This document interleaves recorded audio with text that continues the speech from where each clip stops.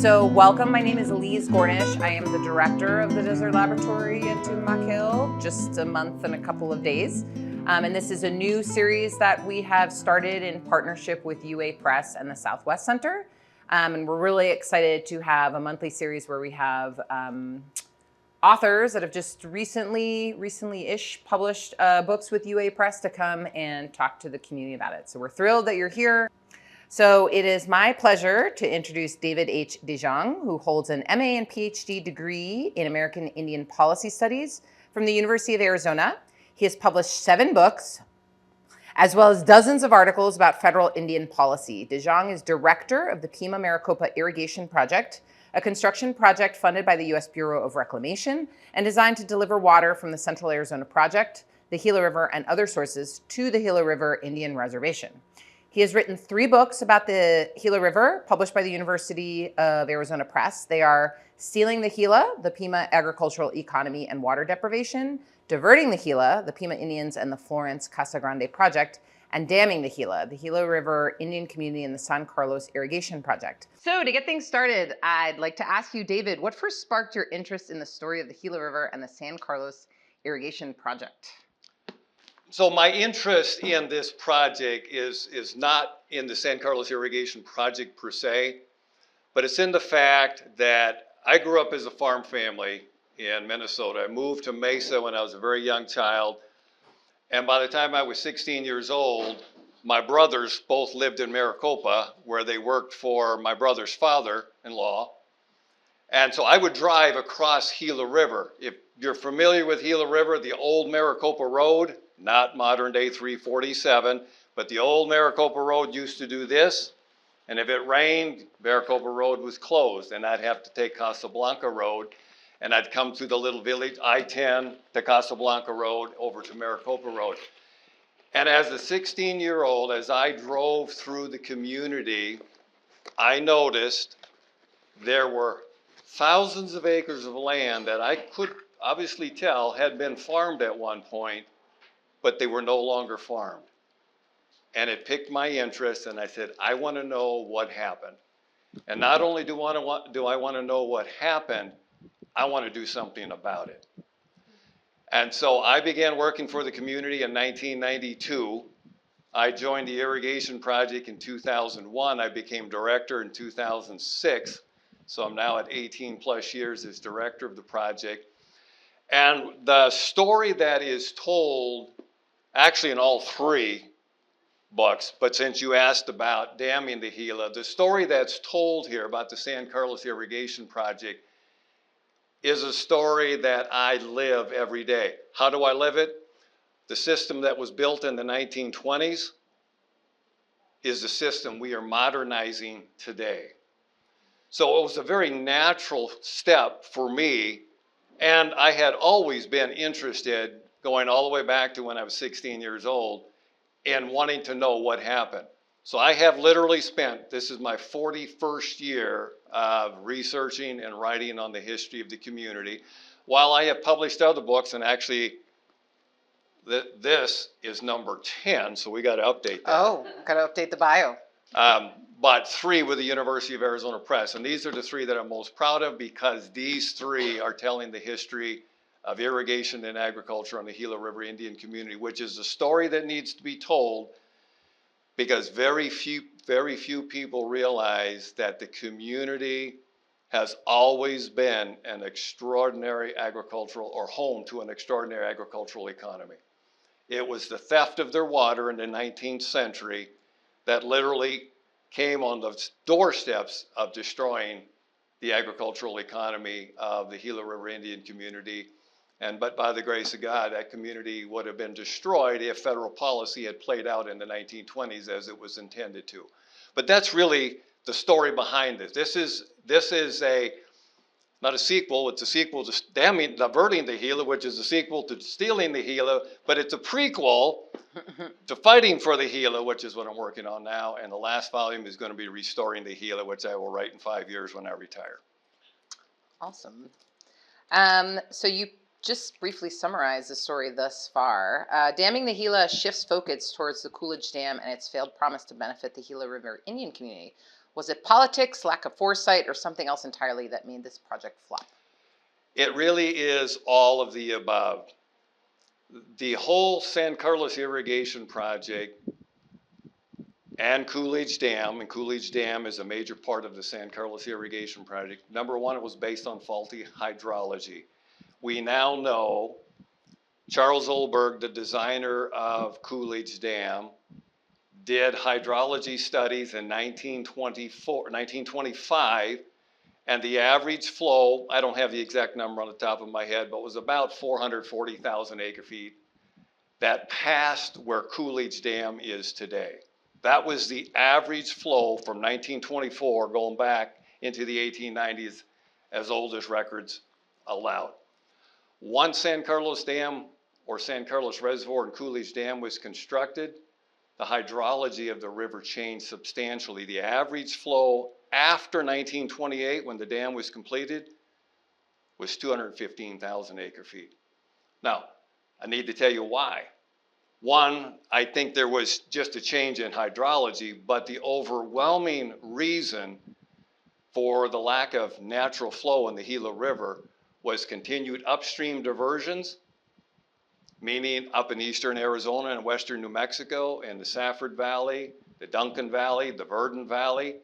Not only did they divert, and we can talk about how the Gila Decree allowed them to do that in 1935, but they continued to divert the flow of the river, and as importantly, the upper valleys exploited very weak Arizona laws governing groundwater, and they pumped groundwater that today we know is part of the natural flow or the subflow of the river. They drilled over 1,000 wells and in essence took the entirety of the river. Coolidge Dam was intended to impound the 440,000 acre feet of year that was anticipated to come into the reservoir, but the water just simply wasn't available because it was either diverted upstream or the groundwater wells that were pumping the subflow took the water before it ever made it to the reservoir. Now, beyond that, it was also short-sighted policy.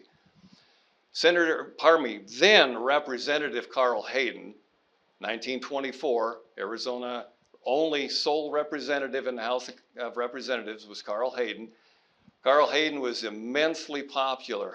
Carl Hayden, while I don't like to speak ill of him because he's the father of the Central Arizona Project and he's a founding father of the state of Arizona, I mean, not literally the state, but I mean, he helped build the state of Arizona and brought in the infrastructure that we enjoy today. But Carl Hayden had a very short-sighted policy. Carl Hayden refused to allow federal litigation that might have protected the water rights of the Gila River Indian community. In fact, Carl Hayden went out of his way to assure the upper valleys that he would not interfere with their rights to water, nor would he interfere with the upstream Florence-Casa Grande Valley diversions, which meant whatever natural flow or whatever flow in the Gila River came downstream, even though the community today, still true, has the time immemorial to that right, the Gila Decree under something called the Substituted Storage Plan allowed the upper valleys and the Florence-Casa Grande Valley to take their water in disregard of the downstream rights of the Gila River Indian community. Carl Hayden worked tirelessly for his constituents in Pinal County. In fact, I have in here the record in 1924 when he ran for re-election. Pinal County voted for Carl Hayden 1,484 to 20, just showing you how popular he was. No Republican was ever elected in Pinal County until well into the 20th century. But anyway, Carl Hayden did everything he could to make sure there was no federal litigation. In 1916, there was actually county litigation in what was the Lockwood Decree. It came out of a lawsuit that Carl Hayden encouraged local growers to file against each other, not involving the community. The community was not, by the community I mean, I want to make sure I'm clear, that's the Gila River Indian community. Community was not involved. The federal government was not representing them in the local Florence, Pinal County Lockwood Decree.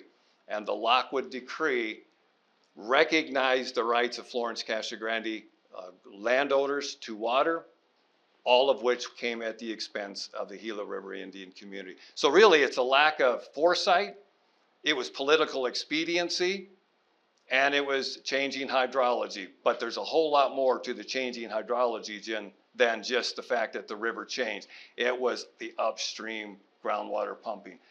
And I probably don't need to tell any of you what groundwater pumping in Pinal County is still doing. Pinal County is vastly overdrafting its groundwater. In fact, 3 years ago, ADWR came out with a new report that shows over the next 100 years, Pinal County will pump 8 million acre feet more water than it has available. The water table is dropping rapidly and has been since the 1930s when centrifugal pumps were first developed. Electricity became very inexpensive, and groundwater production all across the Florence-Casa Grande Valley and in the upper Gila valleys has decimated the natural flow of the river.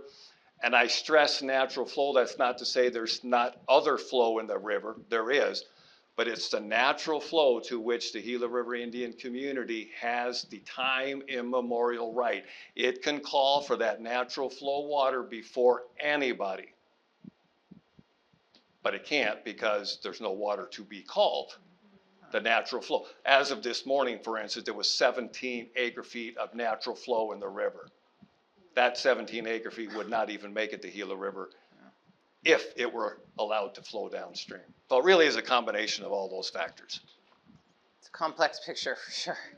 It is. It really is a complex story. So what lessons should policymakers be taking from this chapter of the Gila River's history as water becomes an increasingly limited resource in Arizona and in the Southwest in general? The real takeaway is tribes need to be involved. Governor Stephen Roe Lewis has a great quote. He said it a few years ago, and I wrote it down as he was speaking to community elders. He made the statement, and this is nearly a direct quote. I have it in the book. But he said, if tribes are not at the table, they will be on the menu. Very poignant statement. The lesson to be learned is the fact, and it's easy. I realize we can't apply 21st century thinking to the 1920s. It's just not doable. But in the 1920s, the Gila River Indian community was only peripherally involved in this whole discussion. Now, they made a strong moral argument. In fact, when the 1902 Reclamation Act was approved by Congress, believe it or not, the poster child for the National Reclamation Act was the Gila River Indian community. Think about, everybody in this room will remember Jerry Lewis used to do the muscular dystrophy telethons on Labor Day, and he always had who sitting by him? A young child, right? Because he knew that tugged at the hearts of people and they were willing to give.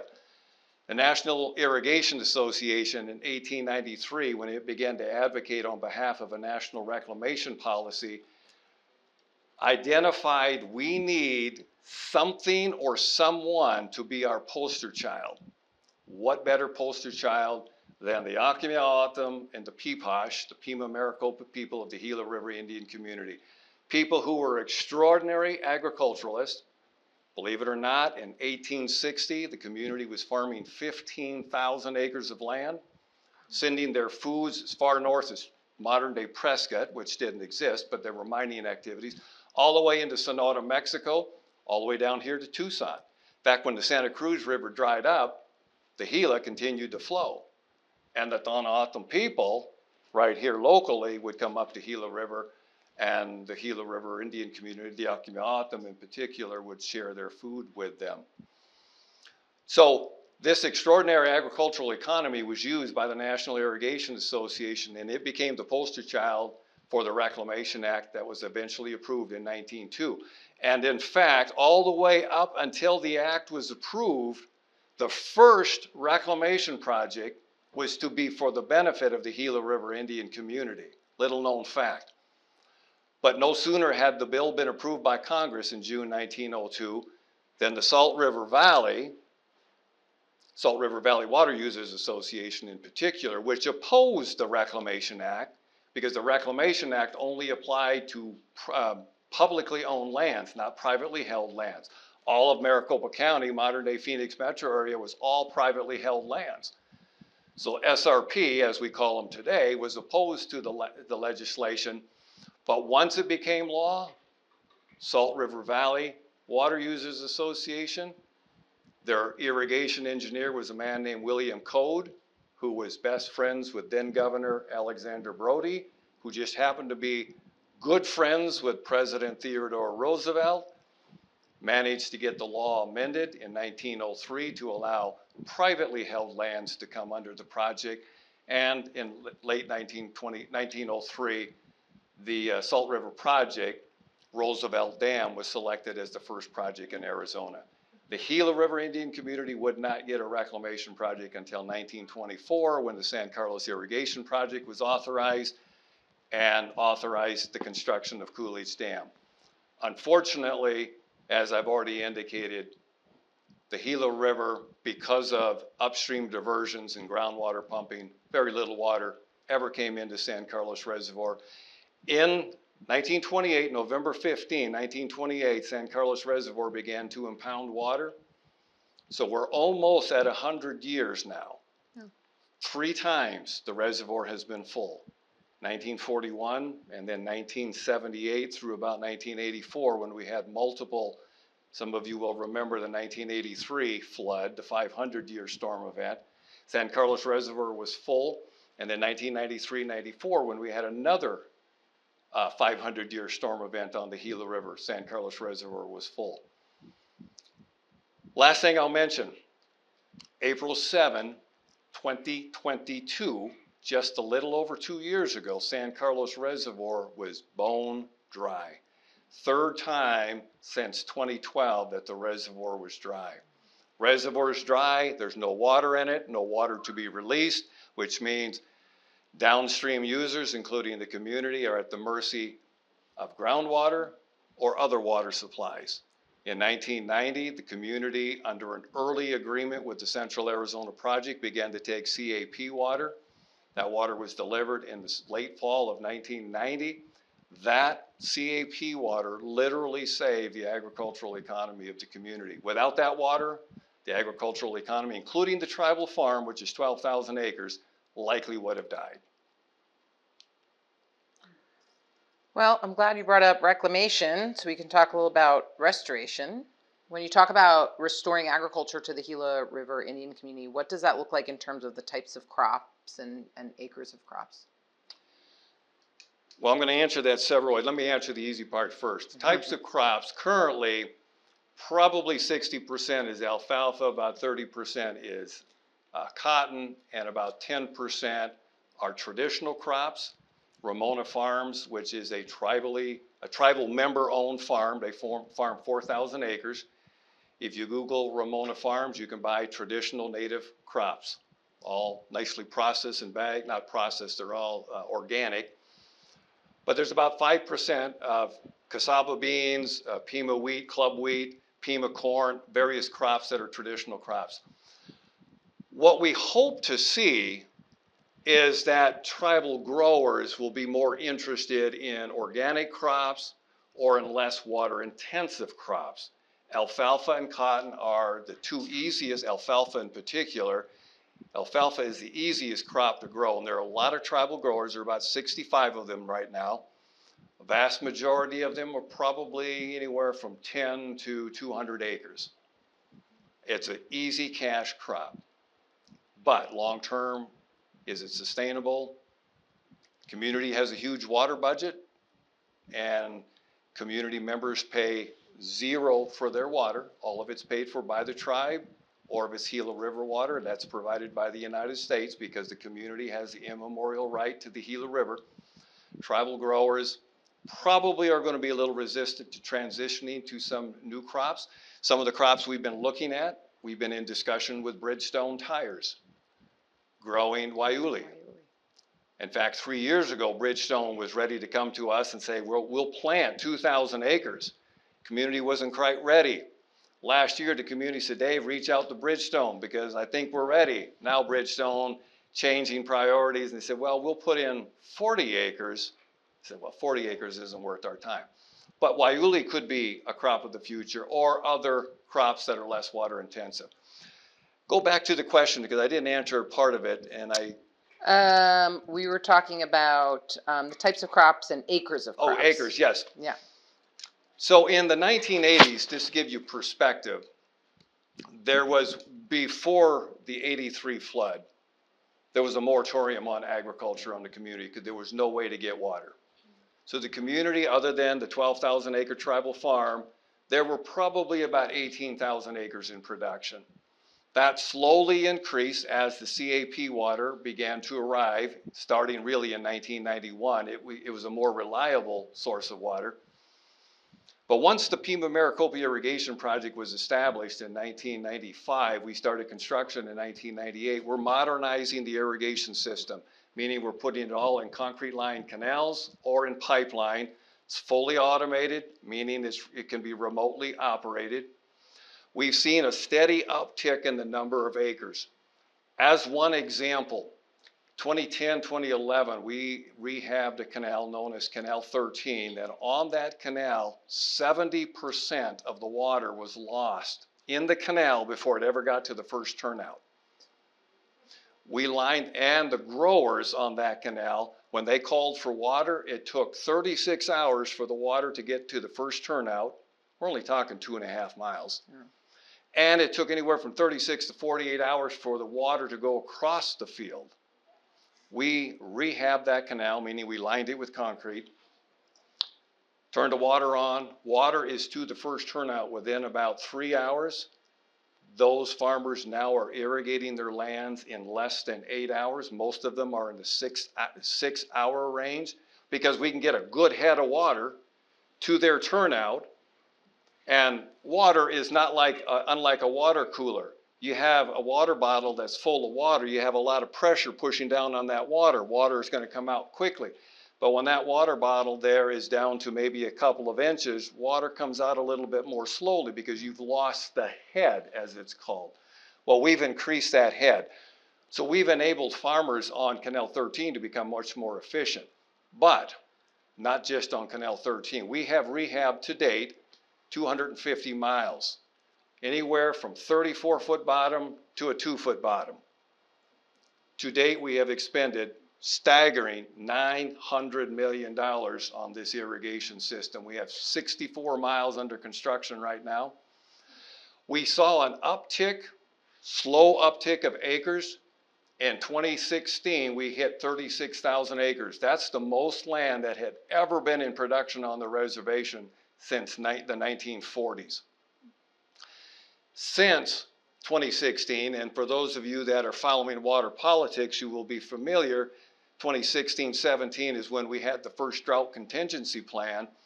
The Gila River Indian community participated in the drought contingency plan. In fact, you heard it here first, that drought contingency plan that was approved by the state legislature was nearly written by the Gila River Indian community.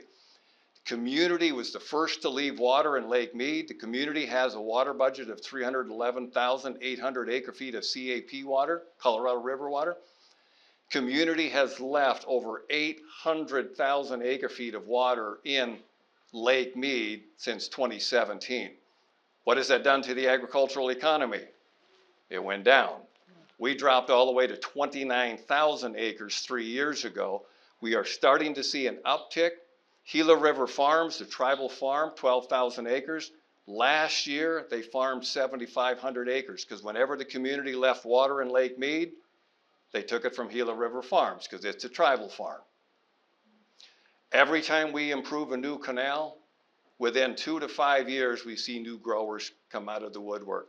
Give you one example that is literally hot off the press. Last Wednesday morning at 7:30, we had the groundbreaking for 16 miles of Blackwater lateral canals. We announced this project back in April. Between April and last Wednesday, October 2, 500, to be exact, 490 acres of land went back into production in Blackwater. Oh, awesome. Just in that short period of time. and 300 acres are scheduled to go into production either in 25 or 2026, because the growers now know they're going to have a lined canal system. All of these canals, by the way, are the original San Carlos Irrigation Project, a system that was supposed to have had concrete lined canals, but never did. In fact, the San Carlos Irrigation Project was not completed. The community has rights under the Gila decree to 50,546 acres of land to irrigate. They can call for the natural flow to irrigate that land. The community has never irrigated more than about 36,000 of those acres. And as of a couple of years ago, when the reservoir went dry, we were down to less than 14,000 of those decreed acres in production. We want those skip San Carlos Irrigation Project lands to go back into production, because the community can call for natural flow. That water is no-cost water to the community, because it is water that the community has used since time immemorial. So we are seeing an uptick. There's a lot of interest. We have a young family that started about 8 years ago farming 10 acres. They came to me. They're the Cimarron Cabello family, Camille and Cimarron Cabello. They came to me 8 years ago and they said, we want to be the next Ramona Farms. Ramona Farms started 40 years ago this year with 10 acres. Today they farm 4,000 acres. Ramona is a tribal member. Cabello said, we want to be the next Ramona Farms. The Cabellos currently farm 280 acres, and they're bringing in another 160 acres this fall. They're well on their way. So we are seeing a revival of agriculture among tribal growers. Not as many young growers as we would like. The Cabellos are in their late 20s, and that's what we want to see. Awesome. Good news. Speaking of good news, will you tell us about the main purpose of the recharge station, which is a beautiful riparian wetlands area? All right, the recharge is not in here, so this one's free. No, I got to brag on the managed aquifer recharge. If you're not familiar with, they're doing it right here in Tucson in the Santa Cruz River. Here in Tucson, you're putting reclaimed water back in the river. It's recharging the aquifer. You get the benefits of a partially flowing river. Autumn Nation, San Javier District is doing the same thing just to your south. Well, the community in 2011 directed PMIP to begin looking at where could we recharge water. Now, I need to back up and tell you the preface to that story.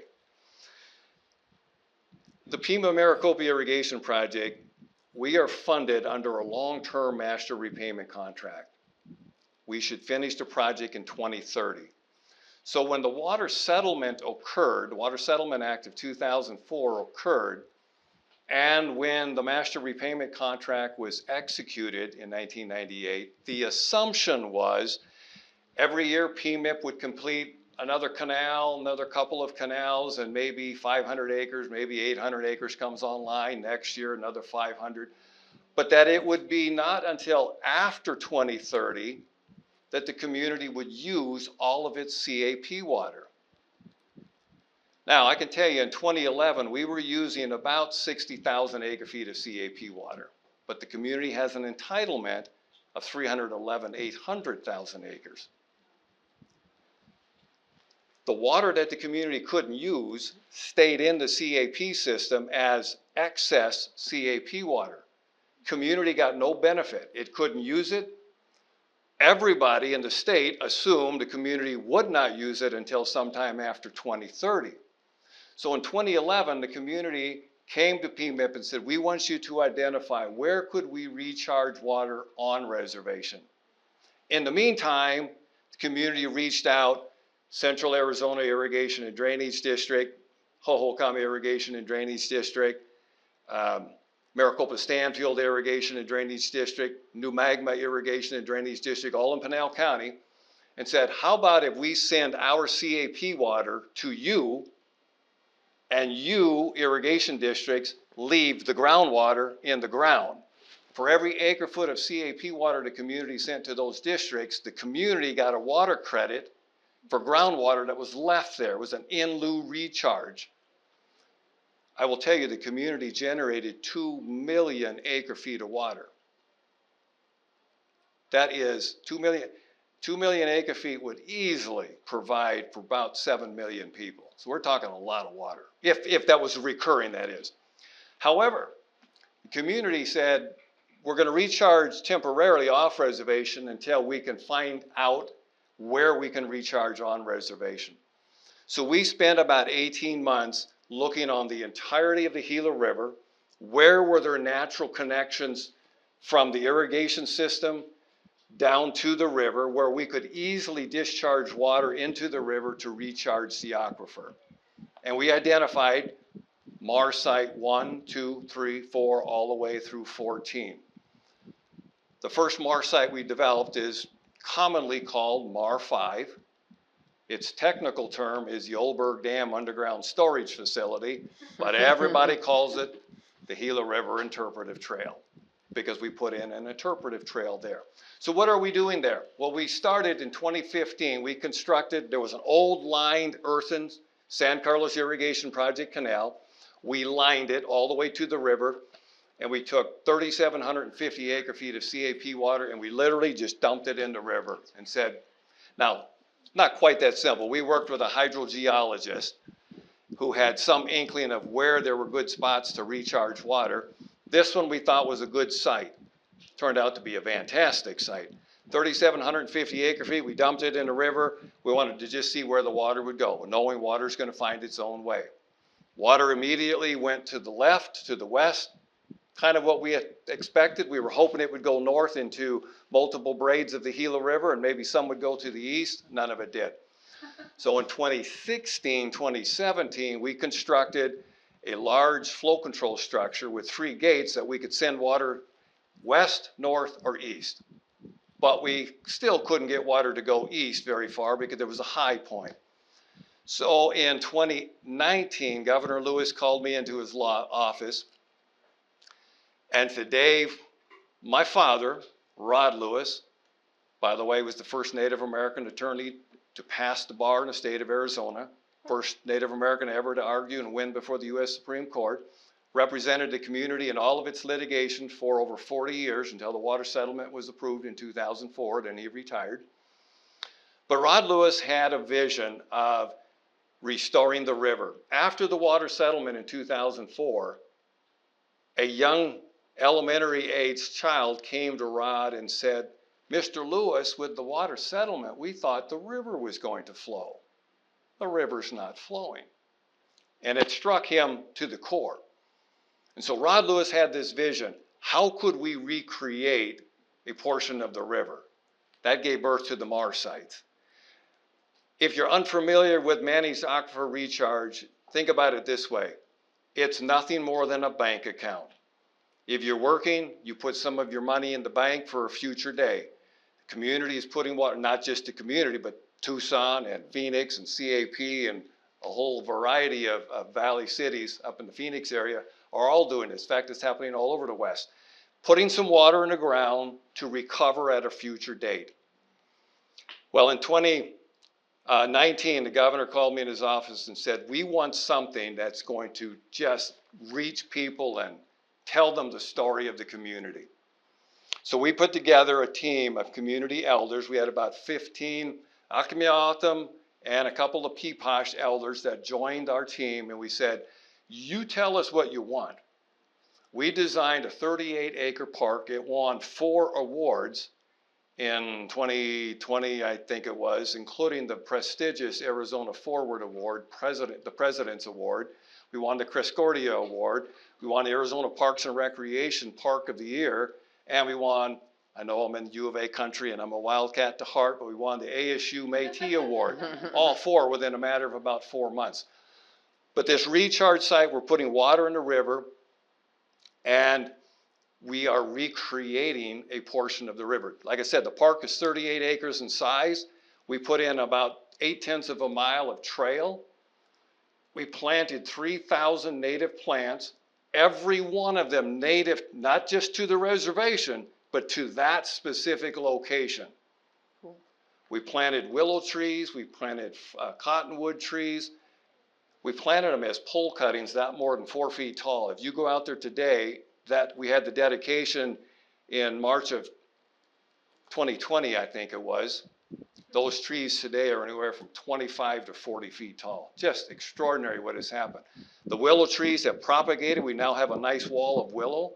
Willow, by the way, is important to the artisans, basket makers. They need willow to make.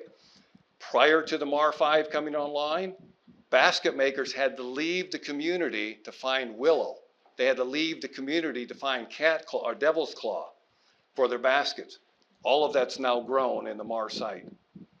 So we have a trail, we have an overlook, we have native plants, and the beauty of it is the United States, under the water settlement, has to firm 15,000 acre-feet of water to the community, which means that if we get into a severe, not that we're not in a severe drought, but if things were to really go south and there was no CAP water available, the United States has to firm 15,000 acre-feet of water to the community. Well, the United States bought CAP water and put it into MAR 5. They now have 15,000 acre-feet of credits, water in the ground, that should they ever need to recover that water to provide that water to the community, it's right there. I won't name it, but there's a large copper mine that's been in the news recently, been in the news for many years, in fact, that's up by Superior, that the San Carlos Apache don't agree with. The community got in bed with them and said, hey, you need mitigation credit, put water in the ground here. So they have put water in the ground. City of Phoenix has put 5,000 acre-feet of water in the ground. Community then partnered with the Salt River Project, its old enemy, and formed Gila River Water Storage Inc. The community said, we've never done this before. Salt River Project, you've been managing water for 100 years, including the buying and selling of water credits. You help us. We'll form a partnership, 90% community, 10% SRP. They help market the water. Grows, as we call them, Gila River Water Storage Inc. They buy the water from the community plus $10. So if the CAP water cost this year is $74 an acre foot, community gets its $74 plus $10. So they automatically made $10 profit, all just in a transaction. Gila River Water Storage Inc. then markets that water. For example, the Groundwater Replenishment District, Central Arizona Groundwater Replenishment District, a couple of years ago, bought 375,000 acre-feet of credits to buy for developers who have to have that 100-year assured supply of water. They bought those credits from the community. That water is in the MAR site. It's there. Now, it doesn't have to be recovered there. Now, that's a whole nother matter. And if you want to talk about the recovery, I'll talk with you afterwards. But Arizona law makes no sense when it comes to recharge site. Not just with Gila River, but for anybody in the state of Arizona that's recharging water. Short of it is this: you can recharge water here on my right and recover it over there on the left, 50 miles away, as long as you're within the same active management area. Reality is, for the community, that water is literally under the community and it will always be there. Somebody like Anthem up in North Phoenix, they have bought credits. They're pumping water out of the ground up by Anthem to recover those credits. But what's going to eventually happen is that groundwater, whether it's in Anthem or whether it's in Tucson or wherever it happens to be, at some point where the recovery takes place, that groundwater is going to reach a point where the groundwater, the aquifer is simply going to collapse. Hydraulically, it makes absolutely no sense, but that's what the law allows. Again, not just for the community, it's for everybody. So the MAR site, the MAR 5 as we call it, is literally a showcase. We have taken, we'll hopefully later this month, we're taking President Biden there.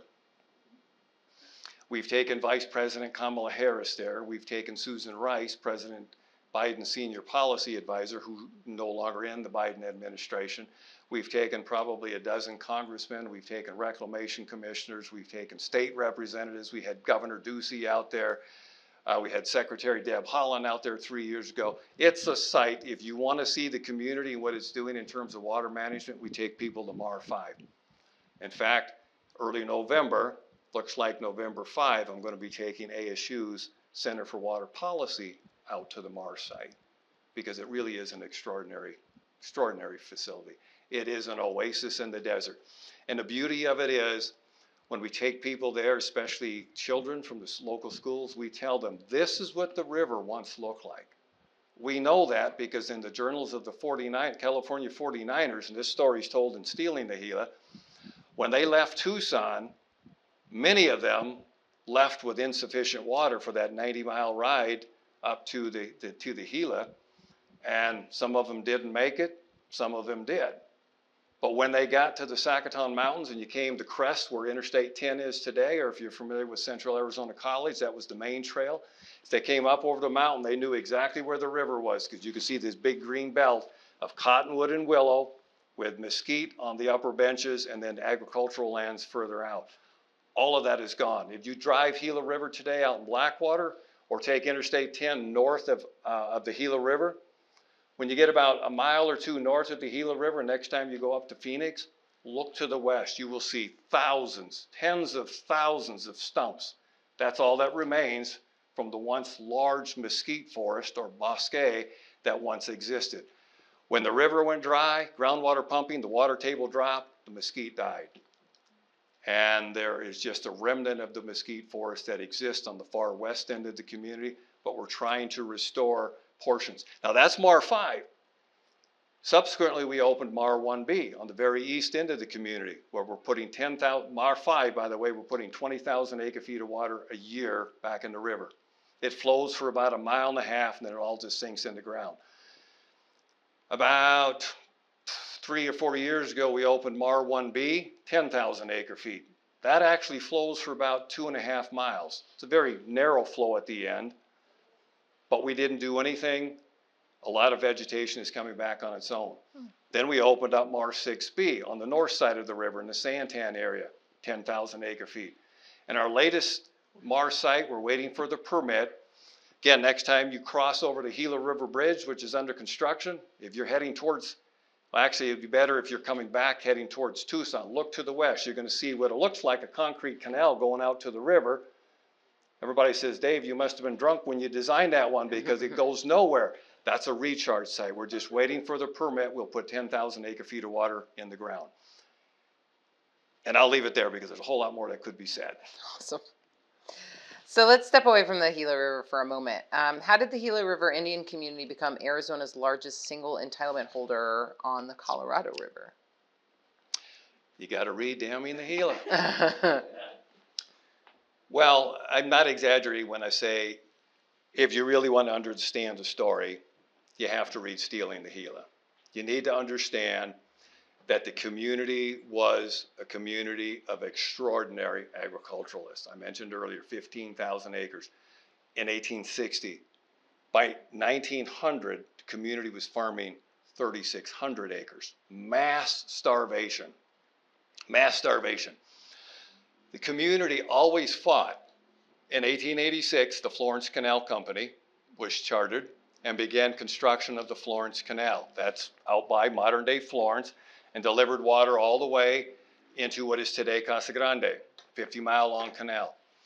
When that canal went into construction, the community immediately objected through the local Indian agent, and the federal government, in its great wisdom, sent the Justice Department out there, and the Justice Department was told by the Florence Canal Company, we promise you we will not interfere with the flow of water to the community. Nothing more was done. The water was interfered with, and the river rarely flowed. In fact, 1890 to 1904 are known as the 15 years of starvation. Not only did summer crops fail, but winter crops failed. People were literally starving to death.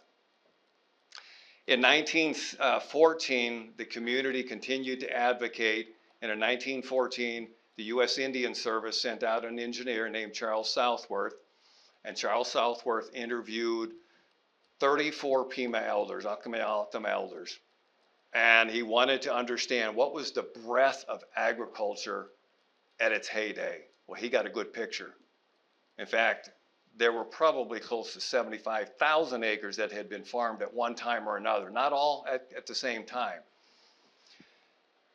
But nothing came of that, other than the 1916 Lockwood Decree that I mentioned earlier, where the United States did not represent the community was not represented. Community continued to advocate. In 1923, there were 3 years of drought and starvation again. The community advocated repeatedly, going to the president, started with President Roosevelt, and all the way into the 1920s continued to advocate, you need to protect our water. Finally, in 1925, October of 1925, the Justice Department filed a lawsuit in the federal district court, what Carl Hayden did not want. Carl Hayden did not want federal litigation because he was fearful that a federal court would rule in favor of the community. State and local courts, he knew they would always rule in favor of the local communities. And that, unfortunately, is a reality of Indian country. Throughout the 19th and 20th century, tribes have always done better in the federal courts because of the federal trust responsibility. Federal government has a responsibility. It hasn't always upheld that responsibility very well. But in 1925, the federal government finally initiated a lawsuit. Community wanted to participate, but was not allowed to participate in the discussions. For 10 years, the federal government negotiated, the U.S. Indian Service and the U.S. Justice Department negotiated what is today the San Carlos Irrigation and Drainage District, Florence Casa Grande growers, and the Upper Valley Irrigation Districts of Safford, Duncan, and I'm drawing a blank, Verdon Valleys. They negotiated a decree that was issued in 1935, and in the decree, issued right here in Tucson at the Federal District Court, it was issued in June of 1935. 2 days prior to Judge Albert Sames issuing the decree, the community sent a delegation down here. Judge Sames said, you are not allowed in the courtroom. The community hired an attorney. It paid with its own money out of Phoenix to file a right to intervene in the litigation. Judge Sames rejected it and said, the United States is representing your interest. You are not allowed to participate. He issued the Gila decree 2 days later. What did the decree do? Number one, it included a negotiated component. It's a little complicated, but the simple part of it is this. It was called a substituted storage plan. The Upper Valleys in eastern Arizona said, we do not want to lose our water. I mentioned earlier, Carl Hayden told these guys, you will get your water. I will make sure you do not lose your water. So the substituted storage provision was included in the Gila decree. Now, what does that mean? Well, water as it's impounded behind Coolidge Dam in San Carlos Reservoir, whatever amount of water is in the reservoir on January 1 of any given year, I'm going to just make up a number. Let's, for simplicity's sake, let's say there's 100,000 acre feet of water in San Carlos Reservoir. The upper valleys in eastern Arizona now can divert, in disregard of the immemorial right of the community, 100,000 acre feet. Under the theory that there's 100,000 acre feet in San Carlos Reservoir that will be released for downstream use. So the upper valleys got to keep all of their water rights. Beyond that, I mentioned earlier about all the groundwater pumping. The upper valleys also began to pump groundwater. Now, under the decree, the upper valleys have a right to 120,000 acre feet of consumptive use for their crops. They can divert 240,000 acre feet. The theory is 120,000 acre feet makes it back to the river, flows downstream into San Carlos Reservoir or further on downstream, and the community is whole. But the upper valleys got to keep their water in disregard of the Acumulatum's priority right. Secondly, in order for the San Carlos Irrigation Project to be approved by Congress, Carl Hayden said, I will not authorize it, I will not support it if it is a Gila River Indian Community only project. I'm going to make it a joint works project, meaning half the project will serve the tribe, the other half will serve non-tribal growers in the Florence, Coolidge, Casa Grande area. So Carl Hayden inserted that into the San Carlos Irrigation Project legislation. The court, when it issued its decree in 1935, said all of the water in San Carlos Reservoir, if it's in the reservoir for more than 24 hours, is considered stored water, and half of that water goes to the non-tribal growers, half goes to the tribal growers. Now, not only did the community lose the natural flow that the upper valleys divert, but any stored water, it lost half of that as well. Consequently, while the community has rights to 50,546 acres of decreed land, they have never irrigated more than 36,000 of those acres, and today it's fewer than 19,000 acres. So the decree, Carl Hayden in particular, really worked to a disadvantage of the community. Again, not justifying anybody. Carl Hayden, I think, was a reflection of his time.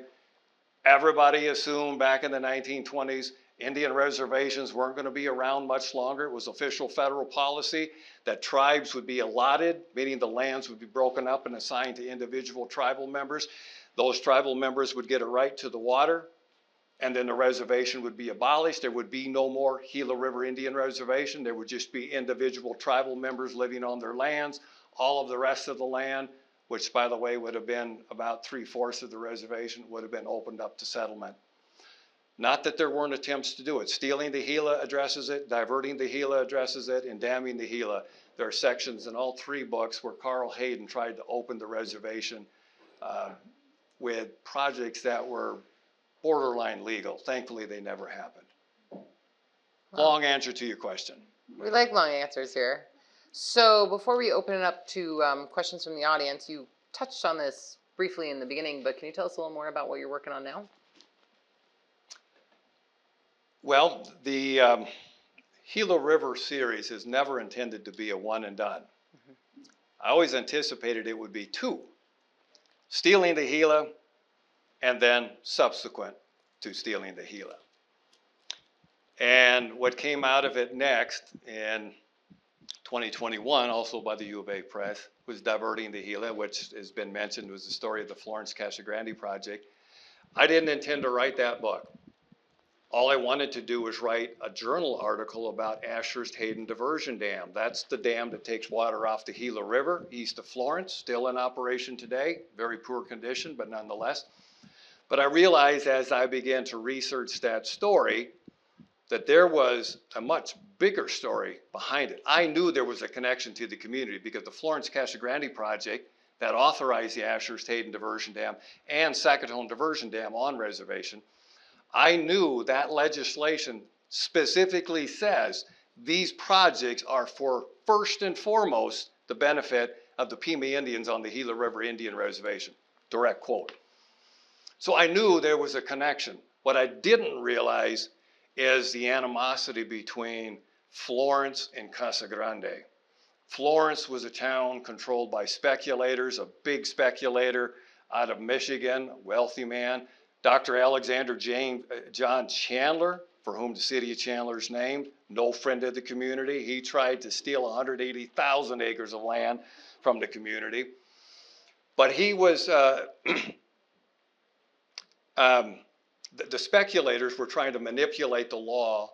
In fact, I'm trying to remember his name. I just drew a blank. Charles somebody went on the record and said, I'm going to paraphrase it, but I don't give a damn about the Pimas. We're going to take the water. Casa Grande supported Gila River. Casa Grande is on the bottom end of the Florence Canal, modern day Florence, Casa Grande Extension Canal.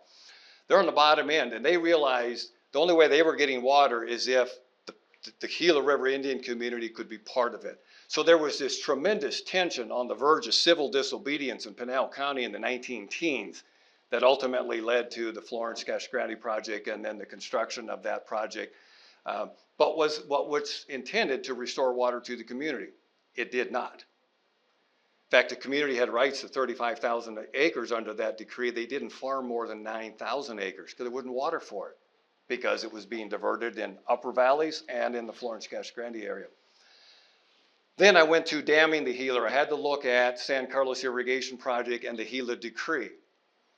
And the Gila Decree, if you read the Gila Decree, and it's not in this, it's going to be in the sequel that's coming out, I'll explain here momentarily, but if you read the Gila Decree, you would say, the community has the priority right. Why are they not getting their water? Well, again, it was that substituted storage plan. So the San Carlos Irrigation Project just simply continued the story. I intended to go a 2-volume series. Diverting and damming would have been it, and that was that. However, after I realized it was a much broader story, I did damming the Gila, and then I realized, the story isn't complete unless you know the story for fighting for the Gila River. I am now starting chapter 6. I will hopefully publish it with the U of A Press in 2026. I won't finish until well into 2025, but I'm looking at all of the legal cases beginning in the 1930s, both in the Indian Claims Commission, in the U.S. Court of Claims, in the Federal District Court, all of which happens right here in Tucson, and in the Arizona State Adjudication Court. There is a marvelous story that needs to be told of the fight. I will say this, can I say this? The U of A Press didn't publish it, but there's a companion to Stealing the Gila that the University of Utah published. It's called Forced to Abandon Our Fields. It's Charles Southworth stories. It's the interviews he did of the 34 Pima elders in 1914. Stealing the Gila is the contemporary to Forced to Abandon Our Fields, except Forced to Abandon Our Fields is the story in the first-person narrative of the Accumulatum themselves. Damming is or stealing is an academic study. This one just rips your heart out when you hear the stories of growers that say, man, we were prosperous and now we're starving. But anyway, from the last hereditary chief, Antonio Lazul, who died in 1911, all the way to the present day, this I will say about the Gila River Indian community. The leadership always has never forgotten its agricultural roots and its rights to the water of the Gila River. And they have fought at every step of the way. Now, they weren't successful for much of that time. It was not until the 1990s. Think about it. Anybody want to take a guess what happened in the 1990s? There's 2 big ones right to the south of you here with lots of flashing lights. Casinos. Gila River opened its first casino, then its second casino, then its third, and 2 years ago its 4th casino. 1990s brought in casino revenue. The community now went out and hired the best attorneys, the best engineers, the best hydrologists, the best people they could find. And they said, here's our story, help us get our water back. That was in 1990. The casino opened. 2004, we had a water settlement. So the next volume coming out, hope in 2026, is the story of fighting for the Gila. And then when I retire, we're about 4 years from completing the PMIT project. Then I will write the final version, and that will be restoring the Gila. And it's going to be the story of the Pima Maricopa Irrigation Project, bringing the agricultural economy back, restoration of the river, not just the 4 MAR sites that we have, but we anticipate there probably are going to be 1 or 2 more. They'll all be on the east end because the river, the water table on the west end of the reservation is too high. But we think there's probably room for one or more MAR site. And every time we put a MAR site in, a piece of the river's coming back, including the flora and fauna. I need to tell you this about the MAR 5 site. I didn't mention it earlier. That MAR 5 site opened, actually it was in March of 2019. I had the date incorrect. 2 years ago, an ASU researcher who comes every year, he's under contract with the community when they do their annual bird count in December. 2 years ago, there were more, I forget the exact number, but it's more than 280 bird species calling the MAR 5 site home today. Awesome. That is incredible. Wildlife has come back, javelina, coyotes. Knock on wood, we haven't seen beaver yet, and it would be tough for beaver to survive because there are periods of time we dry up the MAR site when we have to dry the canal system up. And of course, the beaver wouldn't survive without that. But anyway, the last volume, probably 2030, 31, will be restoring the Gila, and it's going to be the culmination of everything that is restoring the Gila River Indian community and its rights to water and all that goes with it. Last thing I'll state, and I don't know if you have any last questions or audience will have questions. When you drive across the reservation today, a lot of people have told me, man, it is desolate. I would not want to live here. You're looking at it through 2023 or 2024 eyes. If we could go back to 1923, not an exaggeration, where the casinos are today up by Lone Butte, up on the north boundary, do you realize the water table was 4 inches deep? That whole area In fact, most of the reservation along the river was a series of marshlands, wetlands, extraordinary wildlife, flora, fauna, all that goes with it. But as the water table began to drop, you saw the results. I already explained to you with the loss of the mesquite. Most of the native plants just disappeared. But again, when we put MAR 5 online, we didn't plant a single cattail.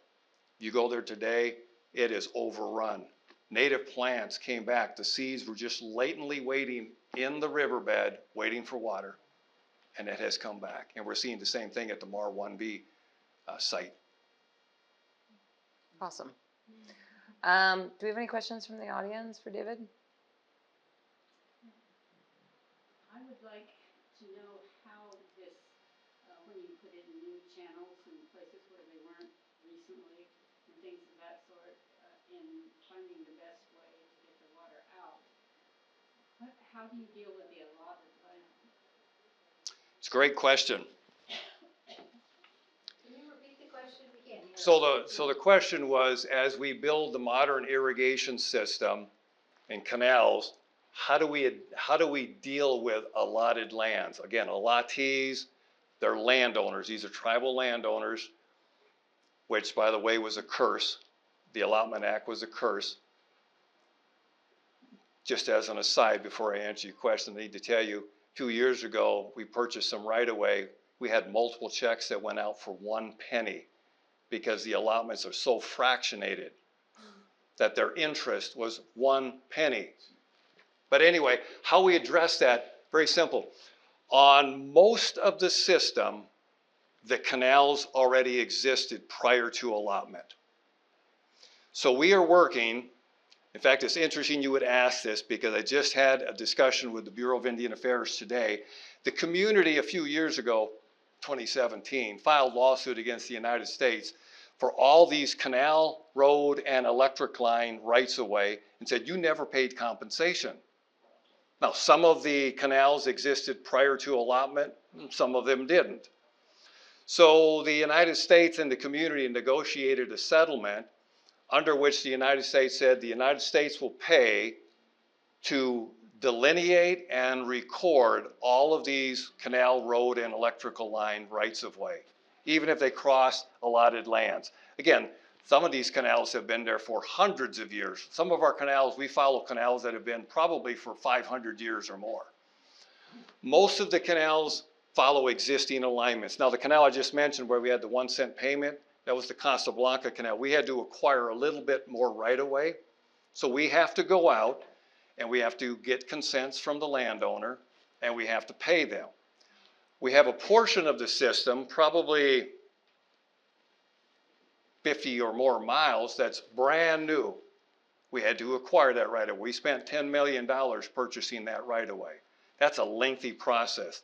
I submitted, just as an example, in 2018, a grant of easement to the Bureau of Indian Affairs, and I didn't get it until September of last year. 5 years it took for them to process that, which is a whole nother story. But we have to get landowner consent. We have to do all the NEPA work, National Environmental Policy Act. We have to do the Section 106, which is all the cultural work. We don't construct anything. PMIP, we were the first entity in the community that ever followed federal law. NEPA, Section 106, acquire the right-of-way. I can tell you, PMIP, I will tell you this unashamedly, PMIP is the shining star of Indian country and it's the shining star of the Bureau of Reclamation. There is no irrigation project in the western United States doing anything close to what we are doing today. 95 cents of every dollar goes into construction. Nobody is as efficient using the federal funds as we are. I take great pride in that. In fact, this year we're going to be north of 98%, but that's only because, I'm kind of ashamed to say this, but our budget this year is $240 million. It's huge, but we're a staff of 26 people. What we accomplish is nothing short of incredible. But we follow all of the procedures. We hold landowner meetings. We had a staff of 6 right-of-way agents that would go out and meet with the landowners. We're all done acquiring right-of-way. We finished the last right-of-way we acquired, the grant of easement we received last year, but the last actual right-of-way we acquired was probably 4 or 5 years ago, so we don't have a right-of-way staff today, because everything has now been acquired. It's just in the construction queue. We're just waiting for the funds to come along, either tribal funds or federal dollars. They will construct the system.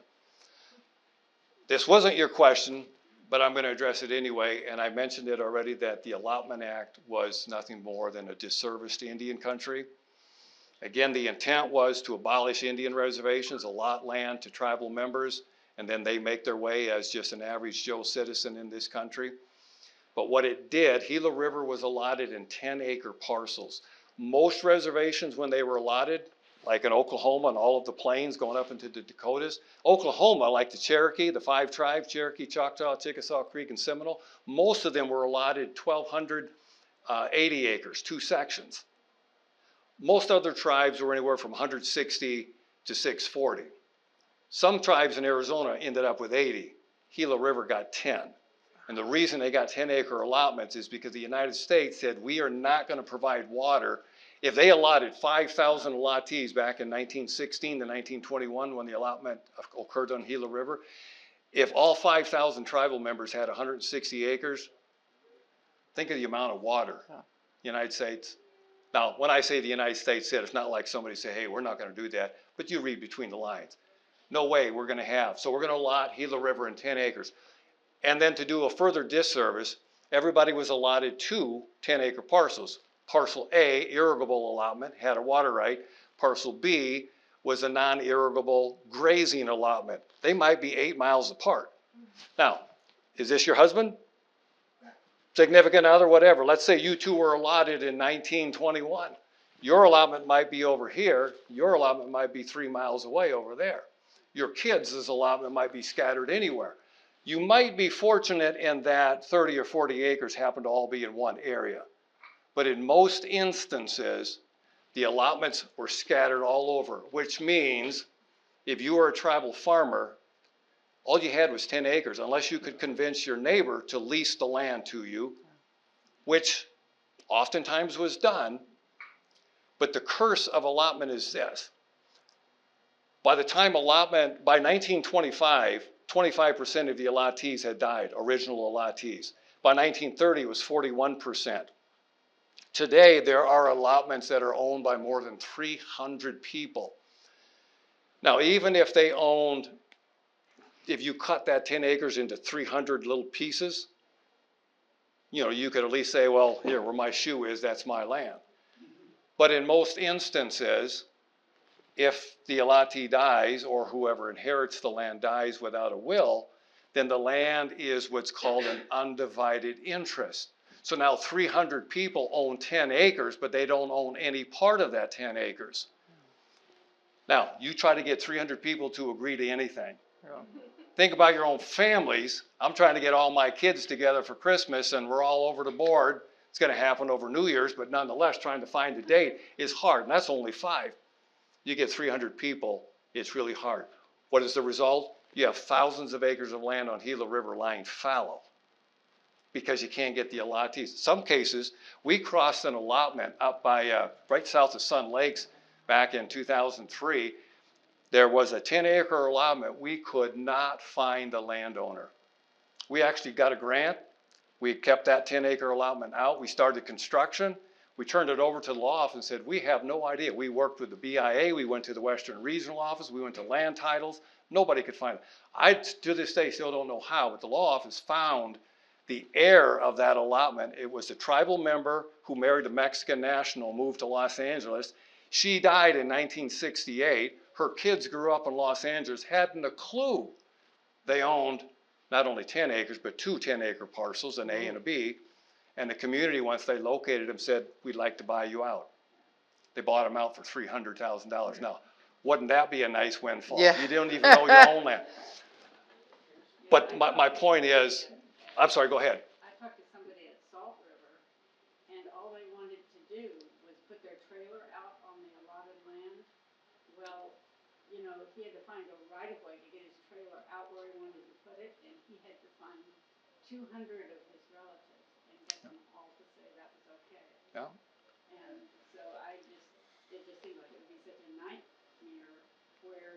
actually bringing these lands under production again. And, I guess a lot of the areas never were allotted land, perhaps. Yeah, for Gila River, about 97,000 acres of the 375,000 acres were allotted, but they're all the prime ag lands. But you're absolutely right. And it's not just with ag development or put a canal across it.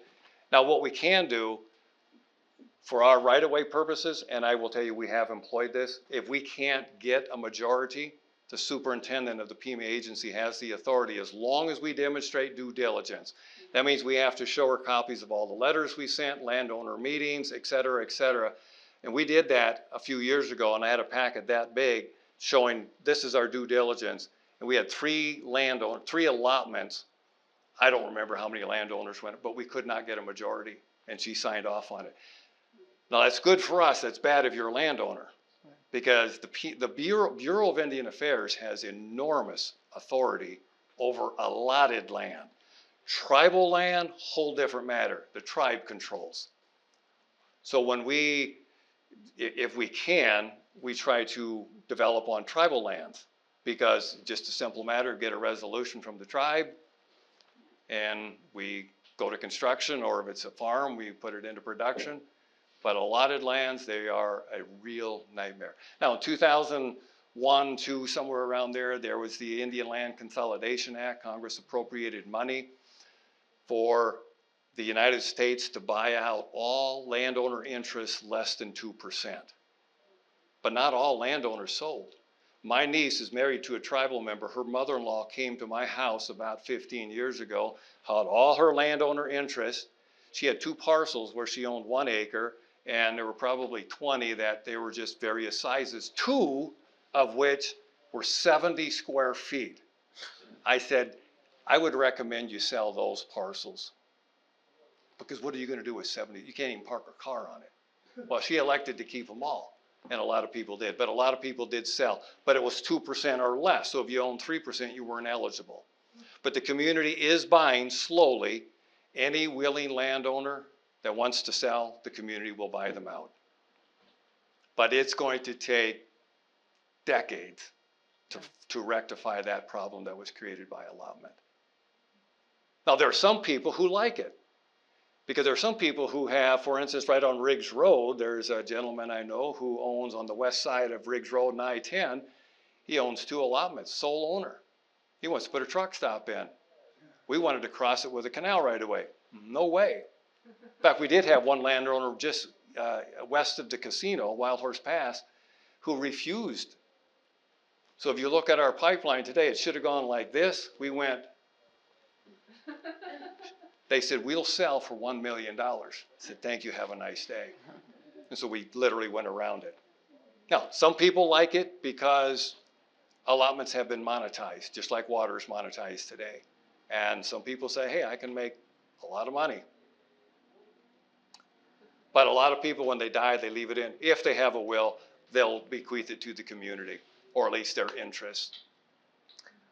We are actually we're going to say thank you to David right now for coming. And we can continue this outside. So there is a books for sale outside. David will, I'm sure you'll be waiting to sign some books. Absolutely. And if you have other questions, we can definitely continue this outside. Thanks for coming. Good.